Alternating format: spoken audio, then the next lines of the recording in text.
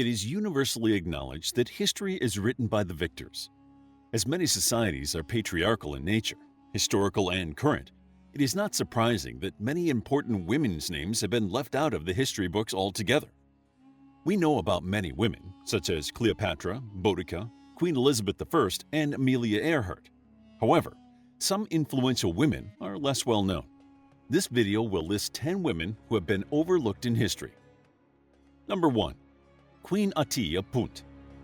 We know of the legendary land of Punt through trade relations with the Egyptians and the Greeks. The ancient Egyptians described it as the land of the gods, and this land was undeniably important to the female pharaoh Hatshepsut, who had her visit to Punt inscribed onto the temple walls. This depiction shows the joint rulers of Punt, Queen Aphi and King Parahu. While little is known about Queen Aphi, she was a well-respected joint ruler of a land highly prized for trade. Unfortunately, most literature on Queen Aphi focuses on her appearance, and she has been criticized for her weight and looks throughout history. Some have even diagnosed her with having a medical condition or suggested that her portrayal was an ancient Egyptian joke. We may never know much about Queen Aphi, but her inclusion in Hatshepsut's relief clearly indicates that she was a well-respected queen of a rich and powerful nation. Perhaps the ancient land of Punt will be found in the future, and more details about this enigmatic queen will be uncovered. Number 2. Roslin Franklin. Roslin Franklin was born in 1920. She studied physical chemistry at Cambridge and received a research fellowship after graduating. However, when World War II broke out, she chose to become an air raid warden in London and put her skills to use in the war effort by investigating the physical chemistry of carbon and coal. But what should have really put Roslin on the map was her skills in X-ray crystallography. In 1951, she joined the Biophysical Laboratory at King's College London, where she studied DNA. In an attempt to discover the structure of DNA, Roslin applied X-ray diffraction and worked towards making clearer X-ray patterns. She established that the DNA molecule existed in a helical conformation and established the density of DNA. Her efforts directly contributed to the works of James Watson and Francis Crick, who received a Nobel Prize in 1962. While both Watson and Crick are now renowned for their work, Roslin sank into obscurity after her death from cancer in 1958. Number 3. Gertrude Bell. While the name Lawrence of Arabia might be familiar, you probably haven't heard of Gertrude Bell. Gertrude was born in 1868 to a wealthy family. She had a remarkable education and became the first female graduate from Oxford with a first-class honors degree in modern history. She completed her degree in just 2 years. Gertrude then traveled the globe, learning French, German, Arabic, and Persian. She scaled the Alps, almost losing her life after being forced to hang suspended from a rope for over 48 hours in treacherous weather. In 1917, Gertrude became the chief political officer in Baghdad, and it was in this position she met T.E. Lawrence, who was gathering intelligence on the Ottoman Empire. Lawrence planned to recruit locals to help the British overthrow the Ottomans. For this, he needed the help of someone who knew the people of the area: Gertrude. Gertrude became a mediator between the British and the Arabs, earning herself a place at peace conferences and shaping modern-day Iraq. Gertrude's love for the region showed in her passion for preserving Iraq's cultural heritage, and she was instrumental in creating the National Museum of Iraq, which opened in 1923. She died just 3 years later and was awarded a military funeral by the Iraqi king Faisal I. Number 4. Queen Ammonarus. Ammonarus was the queen or Kandake of Kush from 25 to 21 BCE when the Romans invaded Egypt and pushed south. Ammonarus was not a fan of the Romans, and while Roman troops were focused on a campaign in Arabia, she raised an army of Kushites and led them against the invaders with her son by her side. The forces of Kush captured Roman-occupied cities, destroying many statues of Emperor Augustus. Although the Romans soon retaliated and demolished Meroe, Ammonarus did not back down. She fought at the front of every battle. She was known as the One-Eyed Queen, which many believe resulted from fighting on those front lines. After 4 years of fighting the Kushites, the Romans agreed to a peace treaty that left Kush independent. In 1914, Archaeologists were digging out a Kushite temple when they discovered a well-preserved Roman statue head, which was clearly of Augustus. The head was found under an effigy of a Kushite ruler. The rest of the wall had crumbled, so it is a mystery who that ruler was. But it is not hard to imagine that Ammonarus wanted to spend eternity with Augustus's head at her feet. Number 5. Maria Rasputin. When you hear the name Rasputin, most people think of the Russian mad monk Grigory. Matriona was one of his daughters, and she later changed her name to Maria. After her father's death, Maria stayed with the Romanovs until Empress Alexandra gave Maria and her sister 50,000 rubles and told them, "Go, my children, leave us. Leave us quickly. We are being imprisoned." Maria fled to Europe, got married, and had 2 daughters. In 1926, Maria's husband died of tuberculosis, and to support herself, she became a cabaret dancer before joining the circus as a lion tamer. She got instant publicity through her famous last name and was described as performing magic over wild beasts just as her father dominated men. In 1935, she was mauled by a bear and retired from the circus, after which she worked as a riveter, taught Russian, and wrote books defending her father's character. In 1968, she gave an interview in which she claimed to be psychic and that Betty Ford spoke to her in a dream. She died in 1977, shortly after the release of her last book. Some people doubt that Maria was the actual daughter of Grigory Rasputin, as her first husband, Boris Soloviev, had hired young girls to pretend to be surviving Romanov princesses. But whether she was the daughter of Grigory Rasputin or not, she certainly led a noteworthy life. Number 6. Jinny de Cazon. Jinny was born into a noble family around 1300 CE. By 12, she was married to a 19-year-old Breton noble. At 16, she was a widow with 2 young children. But her third marriage to Oliver de Cazon would make her legendary. After the War of Breton Succession, Breton nobles, including Oliver, were invited to a tournament. However, the tourney was a ruse, and the nobles were arrested and charged with conspiring with the English. At a sham trial, the men were found guilty. Jinny protested, and as a result, she was accused of treason.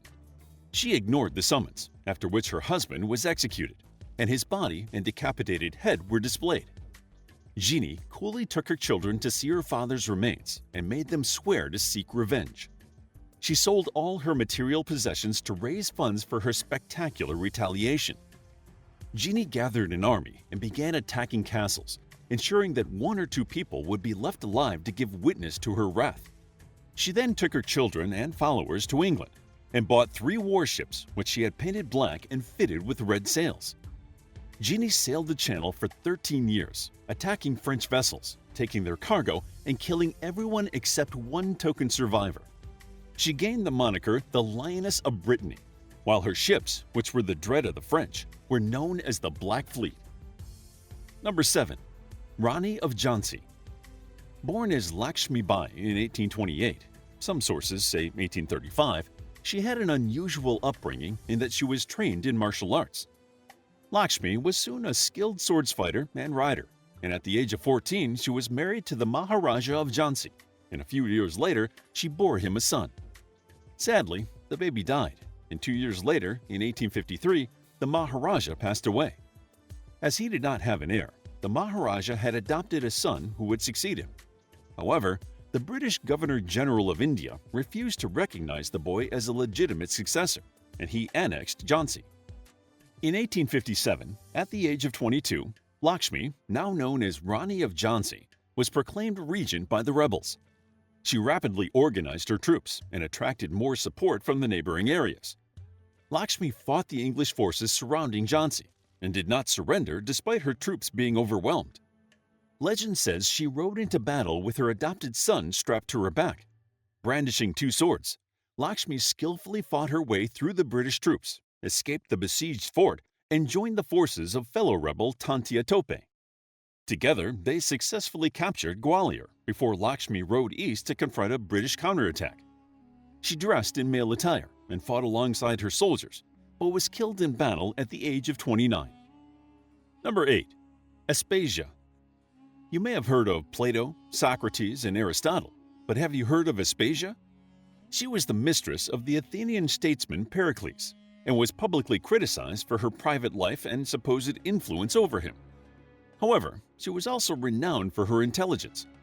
Socrates is said to have held her in the highest regard despite the many enemies of Pericles, who went as far as to bring charges of impiety against Aspasia. According to Plutarch, Pericles defended her in court, and she was cleared of any wrongdoing, but that cost him dearly. Although some scholars have speculated on whether this incident happened or not, the fact it is in the written record indicates that people made disparaging remarks about her. Upon Pericles' death 3 years later, it was reported that he was an unpopular and broken man. After Pericles' death, Aspasia is said to have taken up with his friend Lysicles, a poor shepherd later turned Athenia leader and general. Little was recorded about her after he died in war, but she is remembered for her great eloquence, ability to teach, and being the woman behind the man regarding Pericles' success. Number 9. Margaret Tutor. You may not have heard of Margaret Tutor, but she was the older sister of the more well-known Henry VIII. At 13, Margaret married the King of Scotland, 33-year-old James IV. Despite her young age, Margaret was determined to prove she was fit to be Scotland's queen. When war broke out between England and France, France turned to its old allies, the Scots. Margaret's husband died on the battlefield fighting the English, leaving Margaret a widow at 24 and their 17-month-old son as King of Scotland. She had been named regent by her husband under the condition that she didn't remarry. However, she did and was replaced as regent by John Stuart, Duke of Albany. Margaret briefly fled to England before being allowed to return to Scotland and reunite with her son. However, she discovered her new husband was living with another woman. Margaret immediately sought a divorce, which was, rather ironically, opposed by her brother. She was not granted a separation at first, but she refused to live with her husband and fired the guns of Edinburgh Castle at him when he approached. Margaret died in 1541.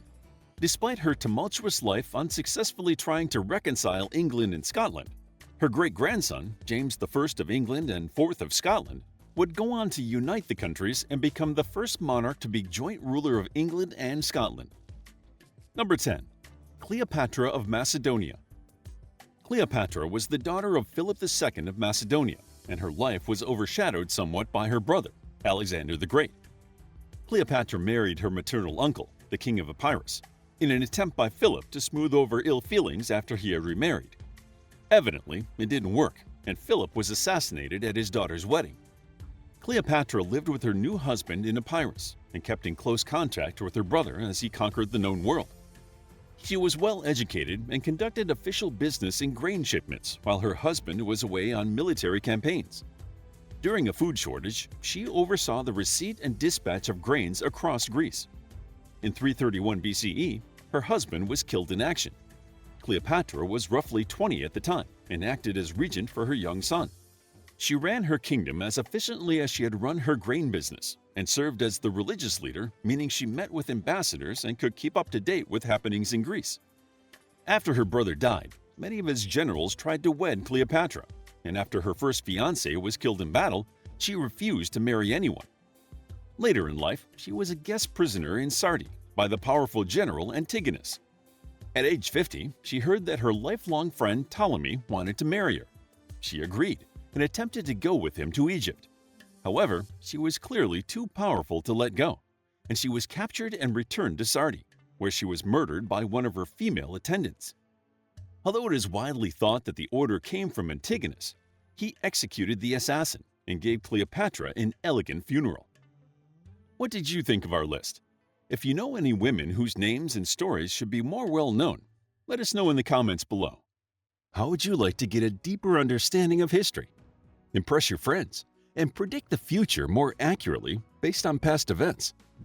If this sounds like something you might be into, then check out the brand new Captivating History Book Club by clicking the first link in the description. To learn more about history, check out our Captivating History book series. It's available as ebooks, paperbacks, and audiobooks. If you found the video captivating, please hit the like button and subscribe for more videos like this.